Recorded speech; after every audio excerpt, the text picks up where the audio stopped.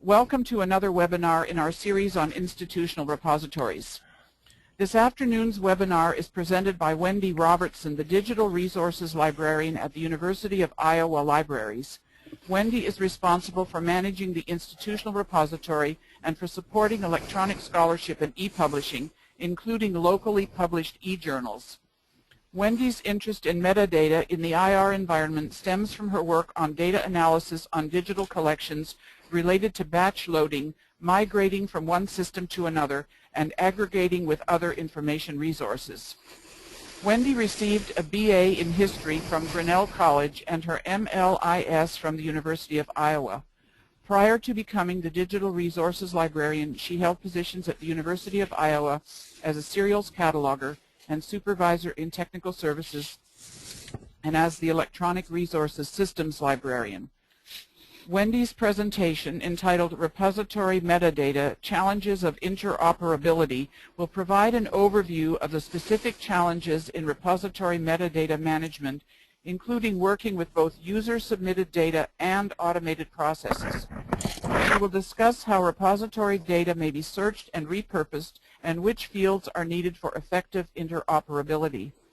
She will also provide information on some relevant metadata schemes and offer suggestions for looking at data from a variety of perspectives to ensure that it meets the organization's most critical needs.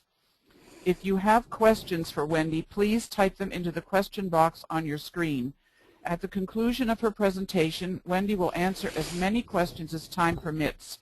Any questions which are not answered during the Q&A session will be answered offline and the responses sent to all attendees.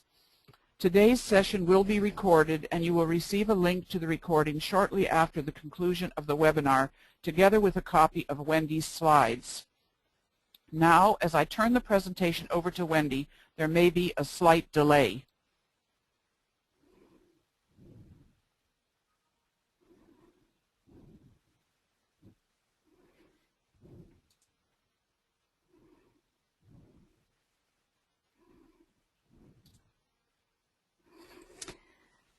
Good afternoon, and thank you for attending this webinar, and thank you to ALCTS for asking me to present today.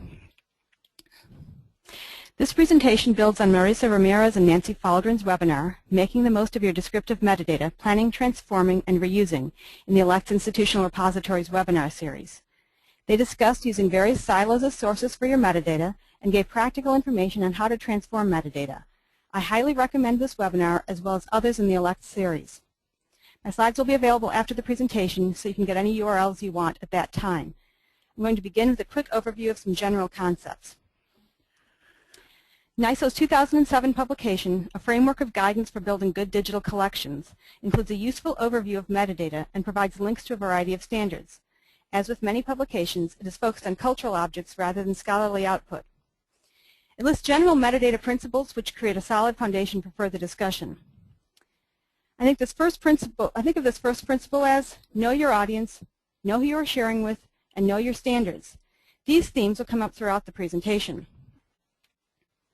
The second principle regarding interoperability is directly connected to the subject of the presentation. The third principle is also relevant to interoperability, but perhaps is one of the hardest to fully implement in a repository.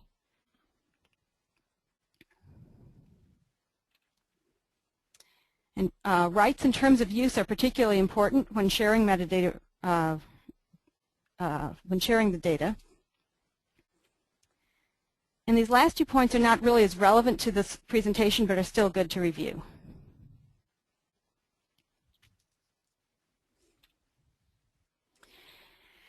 There are a few features of repositories that I think make their metadata different. Repository content is a mixture of items not appearing elsewhere, such as working papers, copies of items found elsewhere, and different versions of content, such as an author's version of a published article. Content may be submitted by the author or have metadata otherwise created outside the library. While self-submittal should be encouraged, it is atypical and has data of variable quality.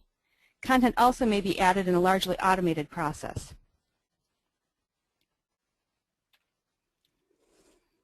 Typically, repositories include primarily textual materials. These items are frequently PDFs, but may be in another document format.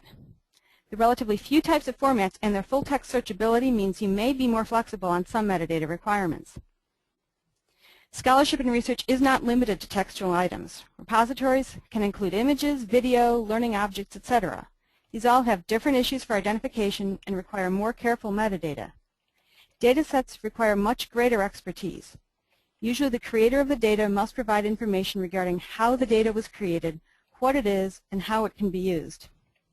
This is a developing area in repositories, and I look forward to learning from others how best to provide the metadata datasets need.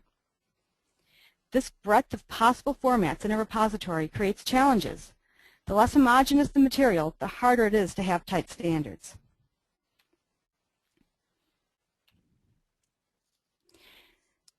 Structured, consistent metadata can be mapped elsewhere. This means both data coming to you and data going out. Specificity and granularity allow clear mapping, so try to use qualified Dublin Core or even mods. There are plenty of crosswalks you can review and use. Remember, you don't need to share all fields. Some fields have local use but have little purpose for others. There have been several excellent articles on shareable metadata, and I've included some of them in the bibliography. In particular, I'll mention Shreve's and others' article in First Monday, which states, at the most basic level, institutions who contribute metadata through whatever means should consider the content and consistency of their metadata. It goes without saying, but always look for standards. Unfortunately, there are not yet general repository-specific standards. The NISO guide I mentioned previously includes links to some standards. Practices used by other consortia or institutions can also be a good starting point. You don't need to reinvent the wheel, and you may interoperate with their repository in the future.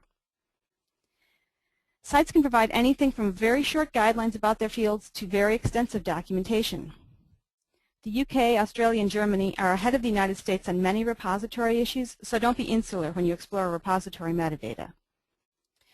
The following are a few that I happen to be aware of. NC State has fairly brief but clear descriptions of their metadata fields. And Ideals at Illinois has longer, very helpful listing of fields. Their list includes required and optional elements, fields available only to collection administrators, and thesis-specific fields. This is the most helpful site I have seen for my needs. UKOLN is a research organization concerned in part with digital libraries. They have quite a bit of general information about metadata as well as some repository-specific information.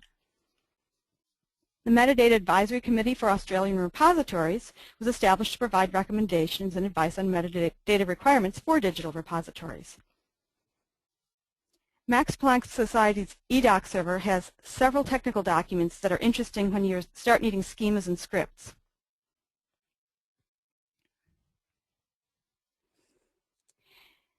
As with all things on the web, guidelines are apt to change. I found proposed standards that were never really followed.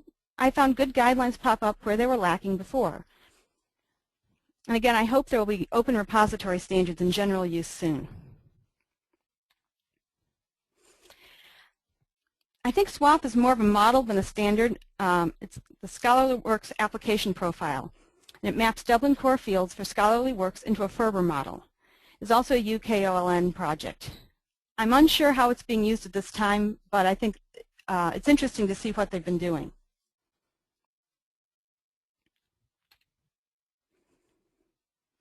As you look at your metadata and interoperability, ask yourself, who are the users of the collection? Are they in a specific discipline or from all areas? Do subsets of the collection have specialized users or special interoperability needs? Assuming the repository is primarily open access content, most of your use will probably come from outside your institution. However, you should pay particular attention to the needs of your funding institution. Be sure you understand the purpose of your repository.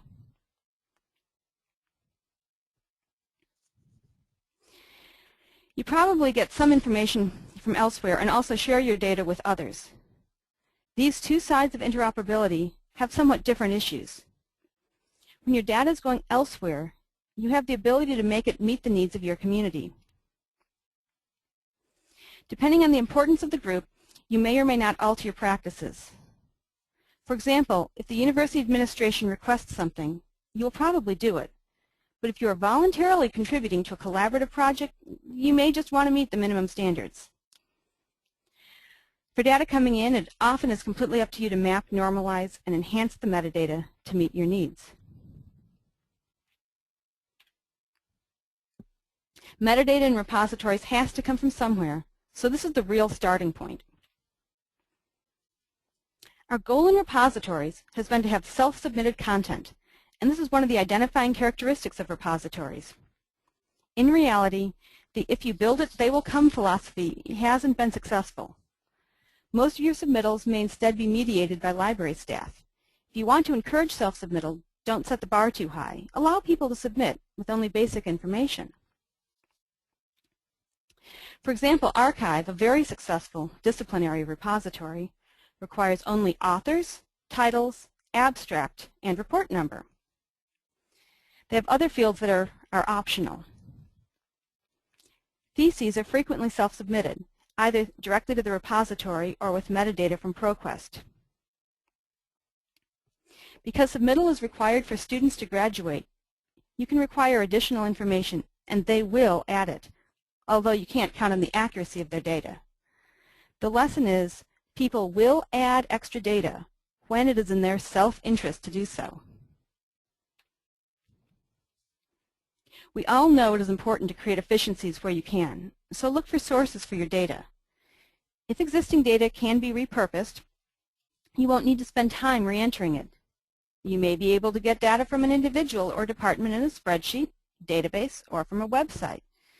These sources are other forms of user-submitted metadata and may have inaccuracies, lack information you need, and may even include more specific information than you expected. If you get data from a commercial source, like Web of Science, there may be limitations, such as not being able to use the abstract. MARC records are another common source of metadata. Using MARC records and local data sources was covered in Ramirez and Falgren's webinar, so I won't say much more about it. Each of these sources will have its own issues. You will need to determine how to map it to your fields, what to do with extra information, and how much missing information you should take the time to include. In some cases, the items themselves may have embedded metadata, which might be adequate for some information, so there's no reason to pull this data to populate fields, let alone rekeying it. Ideally, new items would have metadata created once and then shared. Faculty members want to input metadata at most once and have it go to their CV, an administrative database, the institutional repository, and a disciplinary repository such as Archive or PubMed. Automated deposit is really what should be happening everywhere as much as possible.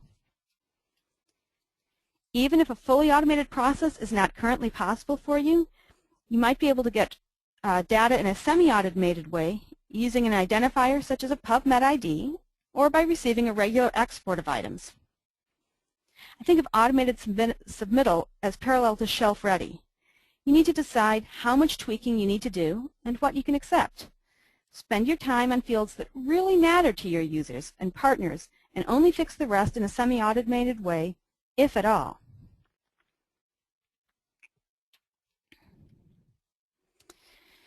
Automated deposit into repositories using SWORD is a reality, just not widely adopted, at least in the United States.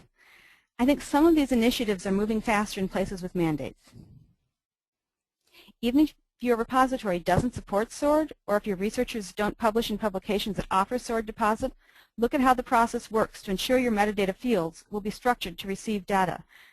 I found it kind of interesting to look at the KU Med Center's collection because it was clearly being pulled in from SWORD through Biomed Central. So between those, I kind of got a better idea of it, even though we don't use SWORD. Oops. An interesting project in the UK is the Reposit project, funded by JISC, the Joint Information Systems Committee.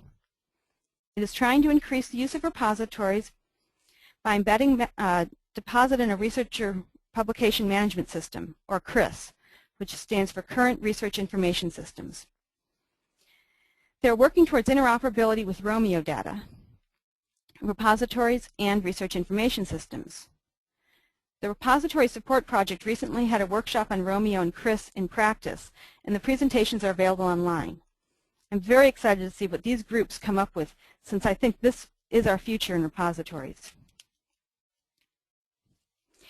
Efforts to automate deposit are already very successful in some places. I learned in a message on the JISC repositories list that the University of Auckland receives 95% of their deposits either via customized SOARD interfaces or from their CRIS. I'm really impressed by this.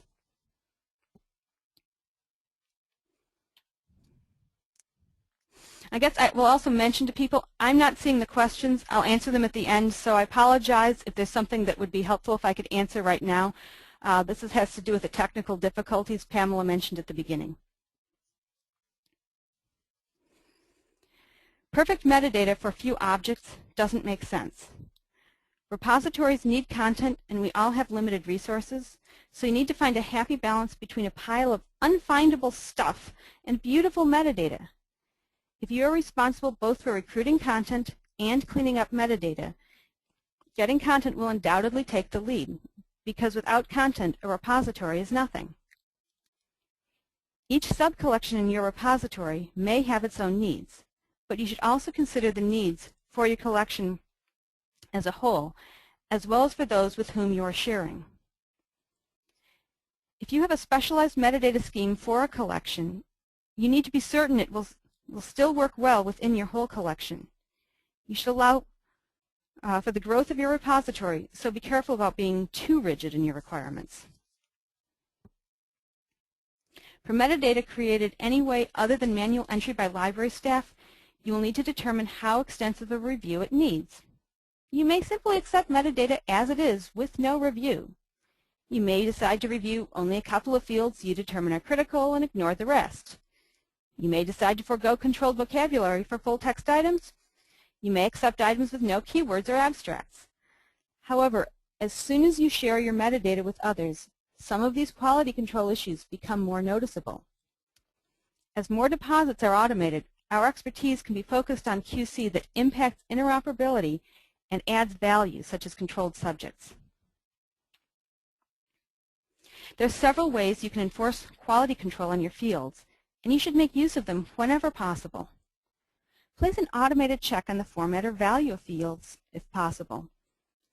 Having form fields for dates is useful so people can enter them one way, and you can store them in an ISO format. Fields that you determine are essential, such as title, should be set as required. Default values are also helpful.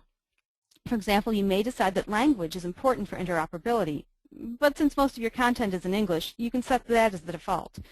When content in other languages is added, this field can be easily edited.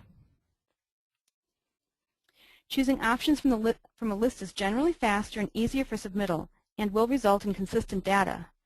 Remember, consistency is critical for mapping and interoperability. Other types of corrections may be made in an automated fashion. For example, the metadata for some of our theses and dissertations have titles in all capital letters. We already transformed the XML file, so we included the case change as part of the transformation. The changes are not perfect, but were deemed acceptable for our repository, and we would have ignored the problem completely if we couldn't have made changes without additional work. The most critical fields are those that relate to the user tasks of finding, collocating, identifying, evaluating, and obtaining content. Unless you manage a large disciplinary repository, such as Archive, it is unlikely most visitors will find your content by directly searching the repository. This makes sharing your data with other collections critical. Integrating your repository content with your other library materials is obvious, but sometimes repositories are not fully incorporated into the rest of the library. There's quite a bit of information about crosswalking, Dublin Core to MARC, and there are tools like Terry Reese's MARC Edit to help.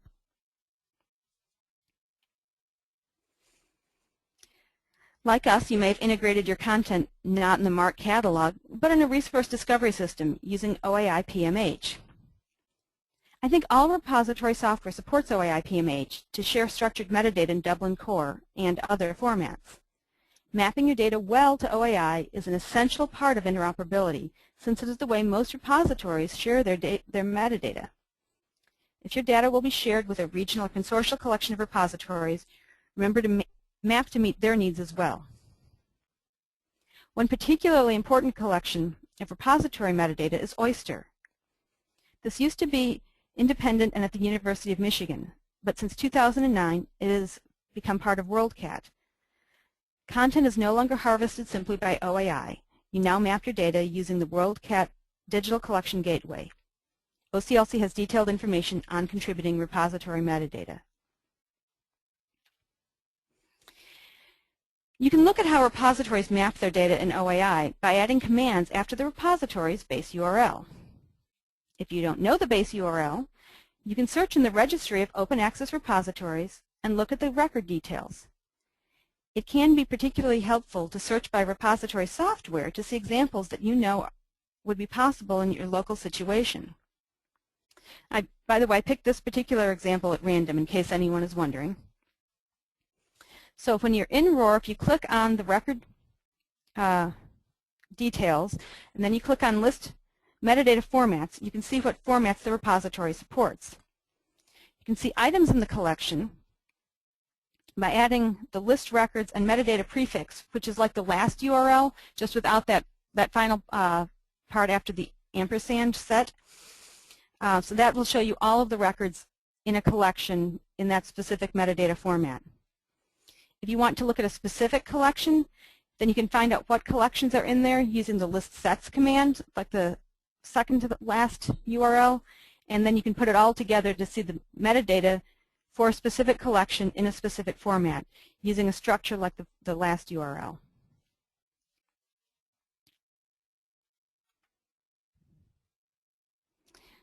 Okay, just as a warning, I see a note saying that this computer may want to install updates, and I really hope I can keep the updates from happening.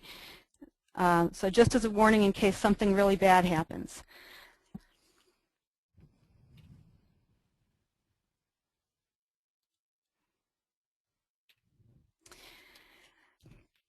Remember that subsets of your collection may have special interoperability needs. The Network Digital Library of Theses and Dissertations focuses on a specific type of resource. They provide a standard set of metadata elements used to describe an electronic thesis or dissertation. It is mostly qualified Dublin Core, but also includes the additional elements of degree name, level, discipline, and grantor. If you don't plan to contribute your theses and dissertations at this time, review the fields that are important for them and include the fields in your metadata if possible. Out of NDLTD's 22 elements, only title, creator, subject, date, type, and identifier are required. So while encouraging more specific information, they also want to encourage participation. There are probably extremely important local initiatives that you should try to work with on campus. Many institutions have or are developing a centralized place for faculty information for promotion and tenure needs. If the official place for citations is the repository, you should have a much easier time convincing faculty it is in their interest to contribute. However, administrations need other information, such as editorship, prizes, committees, and teaching information. This means your repository either needs to accommodate all those needs, or more practically, the two systems need to interoperate. The model of the two interoperating systems is what is happening at the University of Auckland and with the Reposit project and the CRIS with institutions working with their CRIS. Departments or colleges may want customized displays of data on their sites. If they can pull from the repository, they can repurpose citations to highlight their department, create an expertise index, or simply feature the most noteworthy items. In order to meet their needs, there may be new fields you need to include, such as information on grant funding or a way to mark items to be featured. Conversely, if you will be getting data from them, try to have your critical fields included in their database. Depending on the importance of these partnerships, you may commit to additional quality control. Don't trust that just because the data matters for tenure, there won't be errors.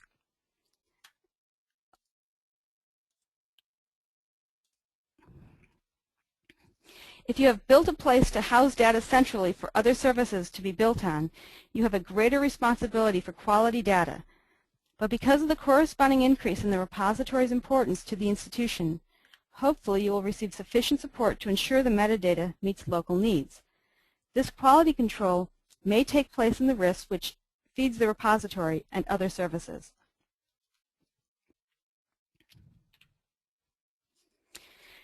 Too often librarians don't think about the world at large and truly integrate with non-library products, projects, and services.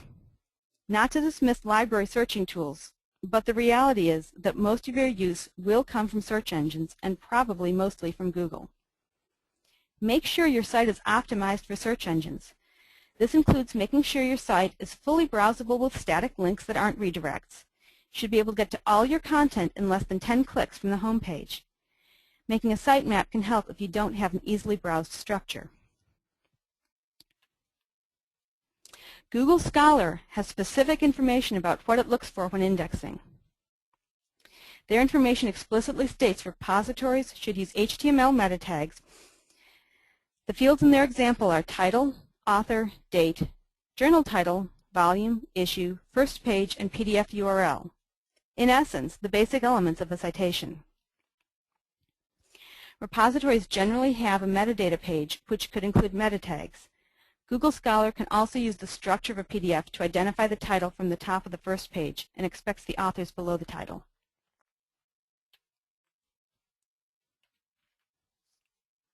One specific issue for repositories is the relationship between the postprint and the published item. Make the relationship clear. Describe the content you actually have, but also allow them to come together.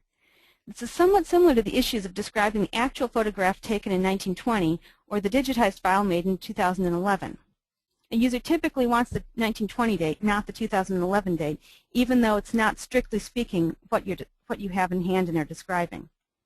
So, do you include the volume, issue, and first page of the published item in individual fields, or do you just include it in a citation field? To meet Google Scholar's needs, the citation data will need to be in individual fields. Using standardized terminology so results can cluster is a long-standing practice in libraries. Controlled subjects are, of course, a traditional way to collocate resources. Since repositories typically have very current articles and papers, existing subject vocabularies may be inadequate, as well as taking staff time you can't afford.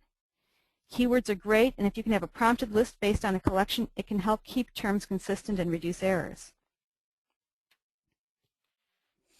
For repository interoperability, look particularly at the list of format types used by others. Some repositories have a very clear list with notes, and others allow you to browse by type, and while others have types in their schema. I've listed some of the sources that we looked at when we were developing our list of format types. And they include Georgia Tech, ScholarWorks Application Profile, Metadata Advisory Committee for Australian Repository, and Max Planck Society's eDoc server, and as well as just the structure of open URLs. Many authors do not have a Library of Congress name authority record because they publish articles, not books. Even if an author has a record, your repository may not be able to include dates or parenthetical information. Collecting all of an author's content is also of concern outside of libraries. For example, faculty have an interest in pulling together variants of their name on how they're published so they can help with citation analysis. I think librarians should be involved with these efforts and shape the efforts and not try to build a separate library solution. You may be able to get faculty to confirm that the content you pulled in through batch ingest is correct and is actually their articles, but when your content is aggregated with others, there will frequently be conflicts in names, which probably will require an institutional affiliation or author ID to disambiguate. There are several library projects and studies trying to develop recommendations for authority control in repositories. The PubMed Author ID is one of the big projects that will have a major impact on a large portion of repository content. There are also commercial products like Researcher ID that are trying to unify authors for different reasons, citation analysis being a main one. And this demonstrates a need for authority control beyond libraries. These issues may be solved through linked data, microformats, or some other solution. At this time, all I can suggest is you be consistent locally using the name the faculty member currently publishes under and possibly even a local author identifier.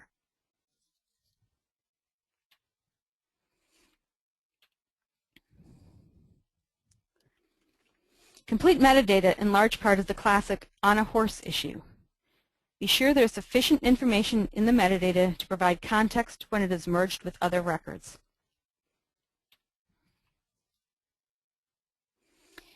If you follow the Google Scholar recommendations, you will already have citation information broken out into individual fields for use in meta tags. However, plain text, human-readable citation is important because your metadata needs to serve not only machines but humans. Ideally, this could be created by the repository automatically based on the individual fields. The Dublin Core Metadata Initiative Citation Working Group has recommendations about encoding citation information. Anytime you have full content available, people may bypass your metadata page and go directly to the item. In order to reduce clicks, search engines generally try to link directly to the full content and not to your metadata page. People also may save an item to their desktop, so content should have sufficient information to be cited properly when it is out of the repository. For a PDF, this probably means having a title page with complete metadata, including citation, URL, rights, and version. Embedded metadata may help with other items. Selection is often not included in interoperability discussions, but the more your data is shared elsewhere, the more you should be concerned that all user needs are being met. It is very important to include rights information. You need this information to support getting content and to support use of the content. Rights information is particularly important for items whose copyright is still with the publisher. It is also important to identify Creative Commons work, in part to encourage its application, and public domain content so that readers understand what they can and cannot do. When posting content that also appears in a journal, you should make it clear what version it is, that is, before or after peer review, or in the final publication format. There are two guidelines that give similar but somewhat different language to make this clear. Following the recommendations is particularly good when your repository metadata has been merged with other data because different versions of the article may be aggregated together. Crossref Guidelines for Standard Citations and Author Postings recommends that the author version of a document should contain a full citation to the formerly published work and a persistent DOI link to enable users to locate the definitive version of the work. Crossref is also working to have repositories retrieve DOIs automatically in cases where the DOI isn't provided by the author. Their guidelines combine citation and rights. At the University of Iowa, we have chosen to split the content into two fields so we can map it more effectively. And you can see from the examples what I mean by it has both the citation and the rights in it. Journal article versions use a somewhat different terminology than Crossref and different than Sherpa Romeo. While it's important to make it clear what version you have, at this point there doesn't seem to be a complete consensus on terminology. It is important to identify content as peer-reviewed, not only in the context of your repository, but also when data is shared. This is an important feature for faculty and can alleviate some of their fears regarding submitting content. If other services are built onto a repository for or by a department, they will want this information. Ideally, peer review will both display and be a search limiter. Look at your repository from the perspective of a user. You want people to use your content, so it should be as easy as possible for people to access it. Ranganathan's fourth law, save the time of the user, is always good to keep in mind. Your repository content should be in all the places people interact with scholarly materials. OCLC Research produced a document called Support for the Research Process, an Academic Library Manifesto. It includes 10 call-to-action points for libraries to play a central role in support of scholarly research and publishing.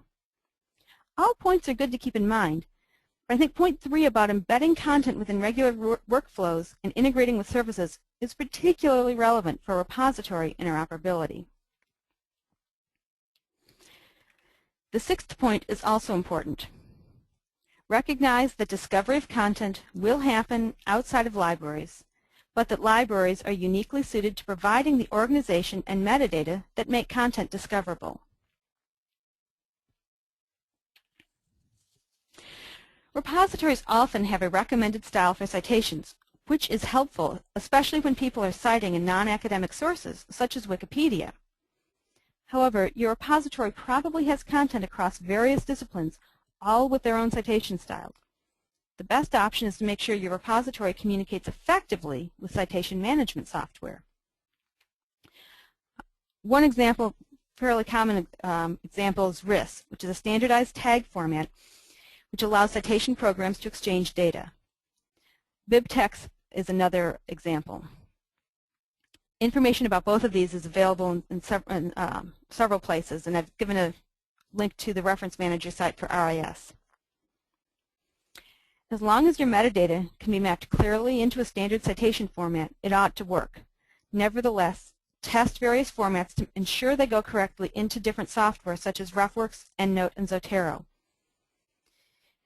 And this pooling in citations based on type, the different structure of citations based on type is partly why I was saying you really should think about what types you use for your materials in the repository, because hopefully that will communicate with the reference citation software. Even if you can't support exporting your data to citation management software yet, designing your metadata fields with this interoperability in mind will allow added functionality in the future. Your repository, of course, supports linking directly to content and may have handles to keep the link stable. However, the sort of automatic linking we have in link resolvers would really be ideal. This is particularly important for content not hosted elsewhere, especially an entire journal or working paper series.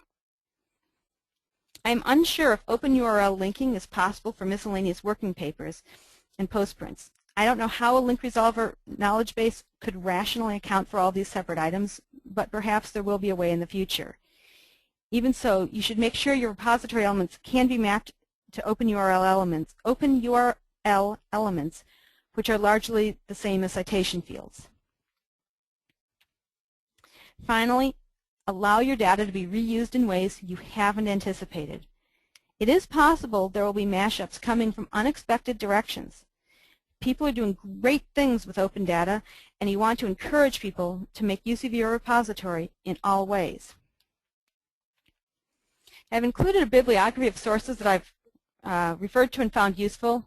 I'm not going to really slow down on this, as you can have the slides at the end. And the presentation will be mailed to you, and it'll also be available in Iowa's IR afterwards. And we now have time for questions. Please type them into the box, and I guess someone will get the questions to me somehow. Wendy, this is Pamela. Yeah. I finally have access to the question box, so I will read the question, and then if you could provide an answer, that would be great. Great. So, and there are a number of questions. So first question, what are the pros and cons of allowing for folksonomic metadata input? I'm assuming you're meaning more on some of the subjects area, and if that's not right, maybe the person can answer, for keywords. I haven't really studied a lot of that, but I think that people will use the language in their field, and people will use whatever is comfortable, and people that are searching for it will, in the field, will find the information. It may not interoperate as well with other information. It may not be as good for a general audience, but I think that generally speaking, people in a field know the know the terms that are being used for things. So I think the folksonomies can be really useful there. Okay, next question. Are you harvesting HathiTrust metadata via OAI PMH? We are getting HathiTrust metadata not into our repository but into our resource discovery system, and I am we're getting whatever it is that HOTHI puts out there for people to pull in, which I think is probably is OAI. Actually, I'm not sure whether it's MARC Records or OAI PMH. Either way, it goes into our discovery service, not into our catalog.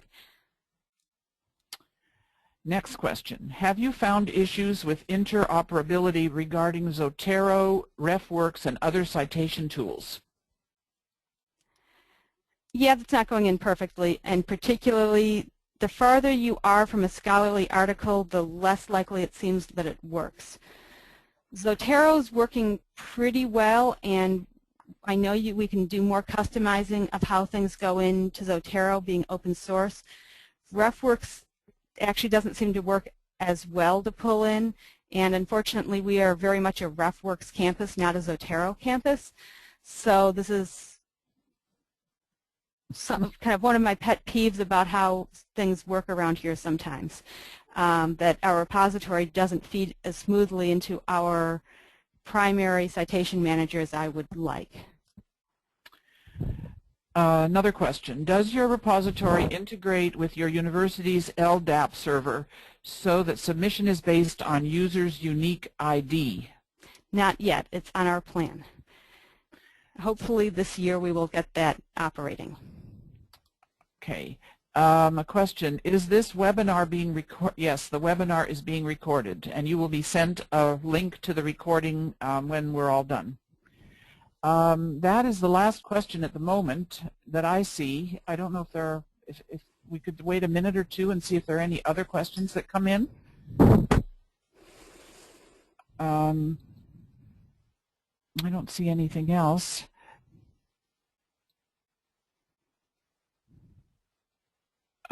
Oh, question. How long has your repository been up, is the question. A little over 2 years. Could you give some statistics, Wendy, on the number of documents or anything? Oh, off the top not of off of my hand. It's off the top of my head. Let me see if I actually. Oh, good.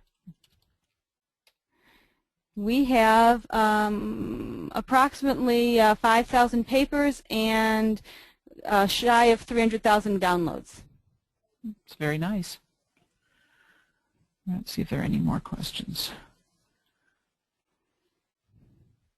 Well, if there are questions afterwards, and you could direct them to Wendy or send them to ALA, and we'll see that Wendy gets them, and she'll try to answer them and send the answers along with information about the recording and the slides. I think this probably is a good place to end, and I want to thank you, Wendy, for a really excellent overview and for overcoming some of the technical difficulties that we had today. This is all uncharted territory for us, but I think you've given us all lots of food for thought about creating and using metadata in the IR environment. Later on today, as I mentioned, or tomorrow, you will receive a short online evaluation form. Please take a few moments to fill it out and return it to us. The ALCTS Continuing Education Committee values your comments. We read them all, and they help us in planning and shaping additional continuing education offerings on the topics of institutional repositories, as well as on an array of other subjects. If you have an idea for a webinar, could you please change the presenter over to me now? I'm sorry. That's okay. You may contact me at pblue@umaryland.edu or submit a proposal using the form on the ALCTS website. In the last week of April, ALCTS will offer 3 webinars in conjunction with Preservation Week. On April 26th, Nancy Kraft, who presented 3 outstanding webinars last year on disaster preparedness and planning, and who is a colleague of Wendy's at the University of Iowa, by the way, will discuss protecting and saving family treasures. On April 27th, Amy Kirchhoff will present a very special webinar, Protecting Future Access Now, to share the results of a joint Portico-Cornell University library study on digital preservation. And on April the 28th, Bill Lafergie from the Library of Congress will talk about preserving your personal digital memories. All 3 webinars are offered free of charge, but registration is required. For additional details and to access the registration link, refer to the link on the ALCTS webpage, and I've given you the link on this slide as well.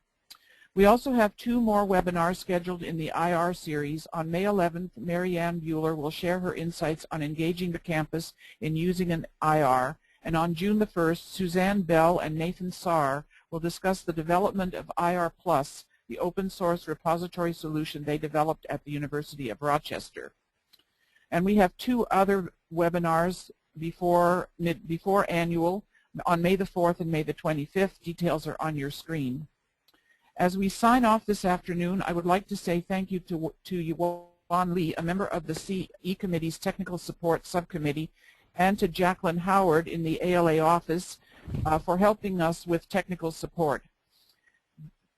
This kind of support, even though today it was somewhat more difficult, makes it possible for us to bring you these webinars. And thank you to all of you in the audience for sticking with us this afternoon, and we look forward to welcoming you at another ALCTS webinar in the future.